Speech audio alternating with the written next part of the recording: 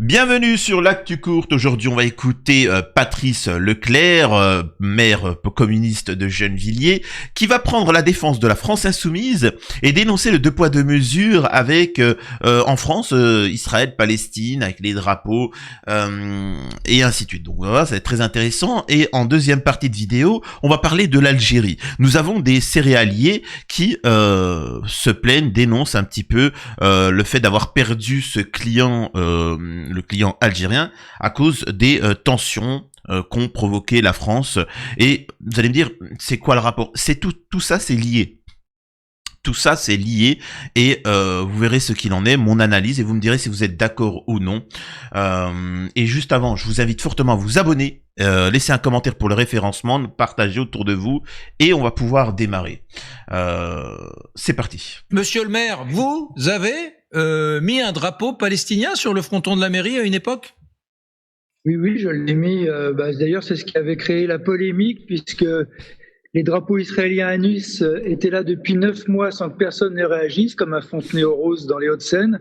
Et 48 heures après que j'ai mis un drapeau palestinien à Gennevilliers, l'État a réagi. Donc il y a un deux poids deux mesures, effectivement, qui s'effectue sur ces questions.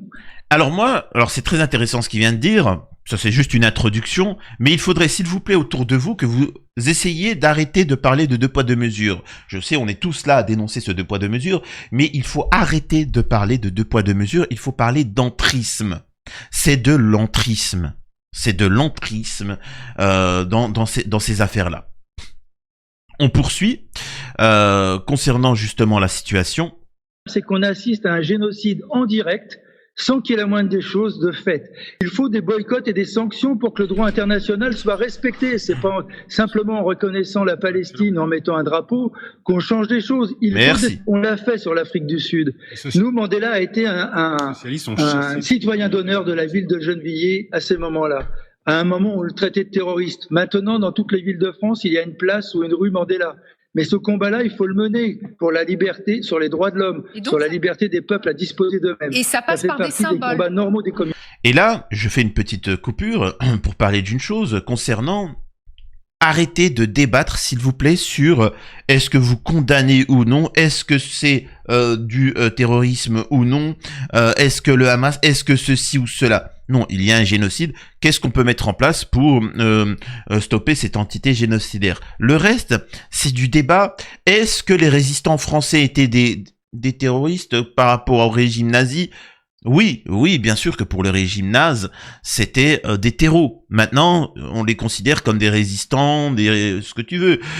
Est-ce que le FLN en Algérie étaient des terroristes? Bien évidemment, en France à l'époque, et encore que maintenant, on considère que ça l'est. Alors que pour le reste de l'humanité, hormis en France, à l'heure actuelle encore il y a mais vous allez en Allemagne, en Italie, aux États-Unis, vous allez partout dans le monde, le FLN, c'est des résistants, c'est des citoyens qui, voyant des millions de victimes algériennes massacrées par l'armée française, ont pris les armes gentils, pour se défendre. Donc ce sont des résistants, bien sûr. Ils ont réussi à gagner, donc ce sont des résistants. S'ils avaient perdu, si le peuple algérien avait perdu, il aurait disparu totalement. Et puis dans les histoires, on aurait dit que c'était des barbares impurs. Et voilà, c'est tout. Donc ce que je veux dire, il faut arrêter. C'est comme Mandela par rapport à l'Afrique du Sud. Bien sûr que ces gens-là qui luttaient contre l'apartheid, etc., c'était des radicaux, c'était des extrémistes, c'était tout ce que tu veux. C'était des gens ignobles. Donc, et comme ils ont réussi à gagner, c'est bon, c'est des résistants. Tout le monde apprécie Mandela. Donc, c'est ça qu'essaie d'expliquer le maire communiste français. Et donc, sur la liberté des peuples à disposer d'eux-mêmes. Et ça passe par des symboles. Des combats normaux des communes. Et pour vous, ça passe aussi, ce combat-là, vous dites il faut le mener. Pour que ce soit reconnu, en tout cas ce sont vos mots, pour que cette crise humanitaire à Gaza soit reconnue, ça passe aussi par des actes symboliques. Bien entendu, et puis il faut arrêter d'interdire les manifestations. Moi, je vous rappelle que les manifestations pour la Palestine ont été criminalisées. On a empêché des gens de se manifester pacifiquement. Mettre un drapeau, c'est pacifique. Pouvoir faire des boycotts et des sanctions, c'est pacifique. Et ça permet de faire céder un gouvernement pour faire en sorte qu'il entende le droit international. Il y a quand même bombarder tous les pays autour de soi, éradiquer une population, ça n'est pas acceptable. On ne peut pas avoir ça comme projet de société, ni dans le monde, ni chez nous. Le problème de la Palestine n'est pas un problème entre juifs et musulmans. Le problème de la Palestine est un problème pour avoir deux États qui puissent vivre l'un à côté de l'autre. Et c'est un problème de colonialisme, puisqu'il y a des terres qui ont été prises aux Palestiniens, et il y a des colonies qui s'étendent en ce moment même en Cisjordanie. C'est-à-dire qu'il n'y a pas que Gaza qui est rasé de la carte. Il y a en Cisjordanie des hommes et des femmes qui meurent, des oliviers qui sont arrachés, et c'est la guerre totale que fait Israël, une armée contre une population qui n'a pas d'armée.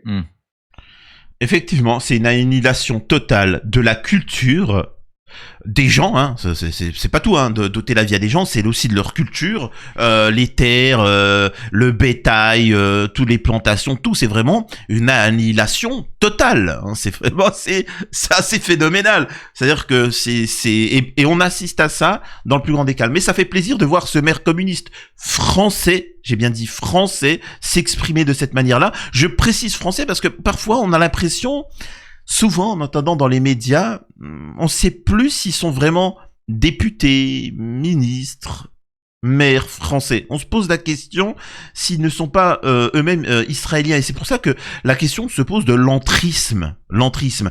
Pour rappel, le seul pays au monde où il est interdit de manifester pour la Palestine, c'est la France. C'est la France. C'est quand même assez incroyable. Et il y a cette séquence qui est juste sublime, où le maire va pas tomber dans le piège de ce qui est proposé par les médias traditionnels, c'est-à-dire de tomber sur la France insoumise. Qu'on aime ou qu'on n'aime pas la France insoumise, peu importe. Mais moi, ce que j'aime, c'est le respect et comment on appelle ça, la cohérence. Et là, c'est juste sublime. Écoutez ça. En fait, on va lui demander de cracher sur la France insoumise. Est-ce que quand même, vous comprenez que certains Français juifs soient choqués depuis des mois, 2 ou 3 ans, par certains discours, certaines expressions de la France insoumise? Vous êtes effectivement, comme le disait Eric, un homme de gauche sincère et républicain, et il y a eu des expressions qui ont pu vraiment choquer. Est-ce que vous comprenez ces Français juifs? Ne comptez pas sur moi pour accuser la France insoumise d'antisémitisme, comme ça sous-entendu. Elle n'est pas antisémite. Je comprends la peur de Français juifs ou autres dans une situation où d'ailleurs le gouvernement israélien lui-même les entraîne dans une bagarre qui n'est pas forcément la leur d'ailleurs. Pardonnez-moi, mais quand pardonnez-moi, colonialiste, pardonnez-moi, Patrice Leclerc, mais quand pardonnez-moi, Patrice Leclerc. Il y a beaucoup de juifs qui n'acceptent pas cela. Non, parce que tu peux pas. J'ai beaucoup d'amis. Tu peux pas laisser dire ça, donc directement.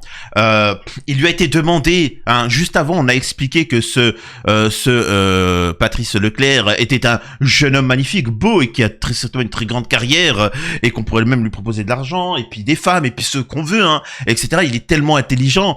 Est-ce que vous condamnez la LFI qui... Et immédiatement, il le dit, hein, bon, écoutez, j'ai très bien compris où c'est que vous voulez en venir. Non, je ne critiquerai pas la France insoumise. Et là, l'épée s'abat sur lui. C'est phénoménal. Juifs qui n'acceptent pas la politique israélienne. Est-ce que quand même vous comprenez? Donc on voit bien aussi le comportement de cette femme là, on le voit, c'est-à-dire que c'est gravissime, elle est outrée par les propos de ce monsieur, hein. C'est quand même assez fou. Ce qui nous permet de faire une petite transition sur l'Algérie. En effet, BFM a diffusé un petit reportage de 2 minutes sur le blé. Il faut savoir que suite à la brouille entre la France et l'Algérie, c'est lié, hein. C'est lié avec le sujet premier. Suite à la brouille qu'il y a eu entre la France et l'Algérie, bon, l'Algérie n'en ont strictement cure, il faut savoir que l'Algérie achetait du blé français. Bon, maintenant ils se le font totalement eux-mêmes, etc. Bref, ils achetaient du blé, du lait français. Mais nous avons une politique en France où ils ne pensent pas aux intérêts français. C'est là où vous faites le lien. Ils pensent aux intérêts d'une nation étrangère, mais pas la France. C'est-à-dire que la France a décidé de sacrifier son économie pour Boualem Sansal. Le problème, c'est qui Boualem Sansal? Boualem Sansal, c'est un agent sioniste. Il faut savoir que Boualem Sansal n'est pas un écrivain. Boualem Sansal était un haut dignitaire algérien, ce qui est assez fou. un haut dignitaire algérien qui avait voulu faire rentrer Israël en Algérie, etc. Bon, voilà, on va passer le sujet. Il voulait faire de l'entrisme. Il a été sanctionné, il a été condamné par la justice algérienne, et à ce moment-là, ils ont essayé de sauver le soldat Boualem Sansal en sacrifiant les intérêts de la France. Je rappelle qu'il y a 2500 Français enfermés à l'étranger pour des bonnes ou des mauvaises raisons, mais personne n'est capable de me donner un seul des noms. Hein. Et là, pourquoi on parle de Boualem Sansal? Parce que l'Algérie ne reconnaît pas Israël. C'est uniquement pour ça. Et donc, on a décidé de sacrifier en provoquant l'Algérie, tout ça pour divertir le peuple et pendant ce temps faire avancer des lois liberticides en France, etc. Écoutez ça. Là, ça c'est la réalité du français. Si demain on avait le parti communiste au pouvoir ou tant d'autres comme Monsieur Leclerc, je peux vous assurer que les personnes que vous voyez là qui travaillent n'auraient pas ces problématiques, ces Français-là. Donc on a perdu des dizaines et des dizaines de milliards de dollars de business à cause de Retailleau qui a voulu provoquer l'Algérie et en interdisant la pâte à tartiner El Morjan. C'est l'une des plus grandes coopératives de blé d'Europe. Plus de 2000 tonnes expédiées chaque jour dans le monde, dont 15% rien que vers l'Algérie. Alors quand les mois sont terminés, Jean-François Lépy a vu les commandes algériennes se tarir. L'opérateur est en train de charger les sacs, voilà. Et il a tout de suite calculé des pertes abyssales pour le secteur. Ça va où, Nuno, celui-là? On peut dire que c'est à peu près 10 € la tonne. L'impact sur la filière. Donc, comme nous avons produit 33 millions de tonnes de blé cette année, 10 €, ça fait 330 millions d'euros d'impact de la filière. De 5 millions de tonnes exportées en Algérie en 2019, on est passé à quasiment zéro aujourd'hui. Et pour l'exportateur, c'est la conséquence directe de la brouille diplomatique entre Paris et Alger. Les autorités font un boycott de l'origine française, tout simplement, même s'il n'est pas officiel. Mais dans la réalité des faits, les appels d'offres se font sans l'origine France et les appels d'offres se font sans la participation des entreprises françaises. Arrestation de l'écrivain Boualem Sansal en Algérie, refus d'accueillir les OQTF renvoyés par Paris ou expulsion réciproque de diplomates, les sujets de discorde ne manquent pas. Officiellement, aucun lien de rétorsion et pourtant, le cahier des charges algérien vient d'être assoupli pour répondre aux critères des blés de la mer Noire, permettant aux importations russes de s'envoler, passant devant la France en quelques années. Coup dur pour le port de Rouen, privé de son principal client régulier et plus exposé aux aléas du marché. Cette péniche-là, elle va repartir la semaine prochaine éventuellement sur le Maroc. Malheureusement, plus d'Algérie. Donc aujourd'hui, ce n'est plus du tout linéaire. C'est vraiment que des à-coups. Plus compliqué à gérer.